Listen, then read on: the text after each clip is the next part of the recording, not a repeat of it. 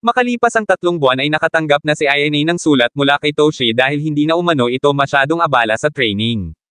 Sa pamamagitan yun ay ikinwento nito sa dalaga ang kanilang mga pinagdaanan sa loob ng baseball camp. Kasabay ng pangyayaring iyon ay isinama na nina Inui ang mga player sa isang baseball field kung saan nila gagawin ang physical strength training.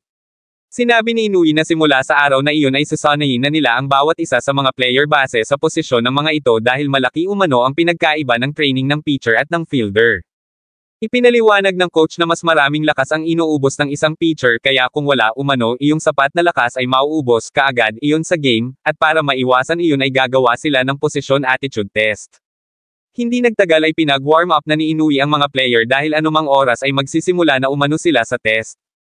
Makalipas ang ilang minuto ay sinimulan na ni Inui na ipaliwanag ang magiging takbo ng test. Sinabi nito na hindi ang mga player ang mamimili ng posisyon dahil malalaman nila kung ano ang posisyon ng mga ito, at kung sino man umano ang mapipili nila para sa pitcher, catcher, infielder at outfielder ay hindi na ang mga ito obligadong isama pa sa gagawin nilang test. Napabulong si Toshi kay Goro na mahigpit pala umano ang laban nila, pero kahit ganon ay ayos lang iyon kay Goro dahil mataas ang kumpiyansa nito sa sarili na makakapasa siya bilang pitcher at si Toshi naman bilang catcher. Sinabi na ni Inui na sisimulan na nila ang pagpili ng pitcher kaya pansamantala ay kinuha muna nito si Toshi bilang catcher. Papwesto na sana si Toshi pero pinagsuot ito ni Inui ng mask at gear dahil siya muna umano ang magiging batter, bagay na ikinagulat ng iba habang si Goro naman ay natuwa pa. Si Terakado ang unang sumalang, ngunit sa ikalawang pitch pa lang nito ay napalipad na agad ni Inui ang bola. Ganoon din ang nangyari sa iba pang mga player, hanggang si Goro na ang pamwesto sa mound. Bago magsimula ay humingi muna si Goro ng pabor sa manager na maglagay ng umpire para kahit papaano ay makaramdam naman umano ito ng tensyon. Sinabi ni Inui na hindi pwede iyon dahil test ang ginagawa nila at hindi battle match, subalit mapang-asar na tinanong ni Goro kung pinakakababa siya ni Inui dahil tinatamaan nito ang pitch ng mga nauna. Dahil doon ay sinabi ni Suo na ang catcher na si Toshi na ang mag-umpire dahil makakaapekto talaga umano sa isang pitcher kung walang umpire, at dagdag pa nito na ayos lang kung gusto ni Goro na mag-pitch na parang makikipaglaban. Natuwa si Goro kay Suo sabay sabi kay Toshi na wala umanong personalan at sabihin nito ang tamang call. Nang magsimula na si Gorong mag-pitch ay nagulat ang lahat nang magawa nitong ma-strike ang coach. Natigilan si Inui at nagtaka kung bakit hindi kaagad inalok ng scholarship si Goro gayong ganon umano iyon kalupit bumato. Sinabi ni Toshi na tumanggi si Goro ng alokan iyon pero pagkatapos matalo sa Keido Jr. at ng 3 buwan na training ay sinabi ni Toshi na malaki ang naging impluwensya niyon kay Goro. Sa huling pitch ni Goro ay nagawa nitong ma-strike si Inui kaya sinabi ng ibang player na siguradong si Goro na ang pitcher kaya halos mawalan na ng pag-asa ang sumunod kay Goro na si Mariyama. Sinabi na ng manager na tatawagan niya na ang mga napiling pitcher. Una na doon si Terakado at sumunod naman si Kuramoto. Sa huling pagtawag ni Suo ng pangalan ay umabante na kaagad si Goro, ngunit si Mariyama ang tinawag nito, bagay na ipinagtaka ng iba. Samantala, sa Seisho Academy naman ay makikita na naglalaro si Shimizu ng baseball at hinangaan ito ng umpire dahil sa galing nitong magbat. Sa pagpapatuloy ng test ay sinabi ni Suo na pipili naman sila ngayon ng magiging catcher nang biglang magtanong si Goro kung bakit hindi siya napili bilang pitcher. Doon na sinabi ng manager na hindi ito nakapasa dahil hindi umano nababagay si Goro para maging pitcher. Umalma si Goro at kinwestiyon ng manager kung bakit, gayong siya lang umano ang pitcher na nakapag-strike kay Inui. Sumagot si Suo at sinabing iyon ay hindi dahil sa ayaw niya kay Goro kundi dahil sinusunod lang niya ang manual ng Keido para doon. Ipinaliwanag nito na ang dahilan kung bakit laging ang team nila ang nananalo sa finals ay dahil sa manual kung saan naroon ang detalye kung ano ang mga katangian ng magiging pitcher. Nakasaad umano doon na kailangan ang matalinong pag-iisip at ang pinaka-importante ay ang pagpapakumbaba sa sarili, dahil sa laban ay kailangan umanong sundin ng pitcher ang lahat ng instruction na ibinibigay ng manager, coach, at ng catcher para na rin sa kapakanan ng buong team. Dagdag pa ni Suo na disiplinado ang lahat ng member ng Keido mula sa pitcher, starter at mga reliever. Kaya naman, kahit pa nakakapag-pitch umano si Goro ng ganoong kabilis ay hindi nila isasakripisyo ang team para sa isang katulad nito na makasarili. Tinanong ni Goro kung mas importante ba sa mga ito ang katangian ng pitcher kaysa sa taglay niyong kakayahan kaya sinagot yun ni Suo ng oo.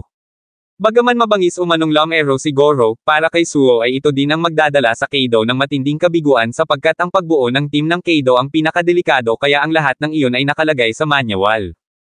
Pagkatapos nyo ay itinigil na ni Suo ang paliwanag at sinimulan na ang test para sa catcher.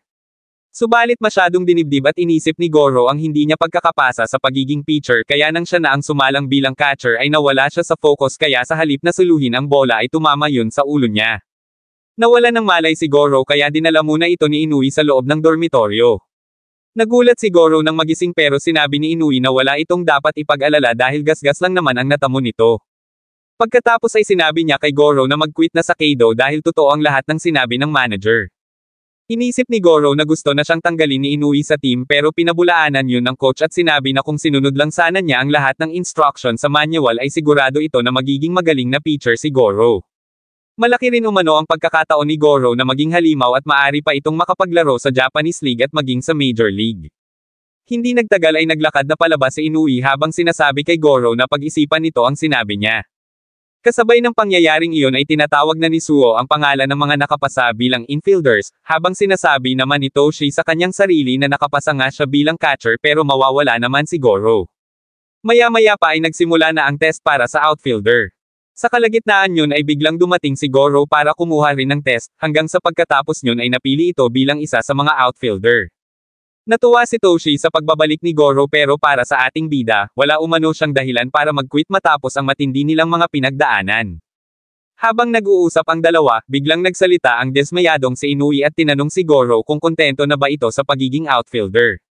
Sinabi pa niya na kung para lamang madala ang pangalan ng Kaido ay papayag si Goro na maging outfielder lang ang posisyon nito. Sumagot si Goro at sinabing hindi lang naman pitching ang buhay sa baseball, at sa pagkakaalam umano nito ay maraming sikat na outfielder sa buong Japan at maging sa buong mundo. Para kay Goro ang pagiging magaling na player ay nakakatakbo, nakakadepensa, at nakaka-home run. Mahal umano nito ang lahat sa baseball kaya wala itong pakialam sa sinasabi ni na Inui na manual o criteria basta alam umano ni Goro na tama siya, at babaguhin umano niya ang manual na sinasabi ng mga ito na nakasulat sa Kaido. Makalipas ang ilang araw, habang kumakain ay ibinigay ni Toshi kay Goro ang isang libro na kinopya nito mula sa libro ni Ter Akado para kahit papaano ay makatulong iyon kay Goro sa pagiging magaling na pitcher. Natuwa si Goro pero pinayuhan ito ni Toshi na wag masyadong aabusuhin ang sarili dahil kailangan pa rin naman umano nitong mag-training bilang isang outfielder. Kinagabihan, habang naglalaro ang iba ng baraha at si Goro naman ay nagbabasa ay bigla ang mga itong ipinatawag ni Inui para sa practice umano ng mga outfielder. Nagtaka ang mga ito kung bakit gabi sila magpa-practice gayong hindi naman nila makikita ang bola pero sinasadya pala talaga iyon ni Inui. Ang naunang player na si Shumade ay hindi man lang nakasalo ng bola dahil sa sobrang dilim, kaya nang si Kasano na ang sumalang ay humanga ang mga ito dahil lahat ng pinalong bola ni Inui ay nasalo nito.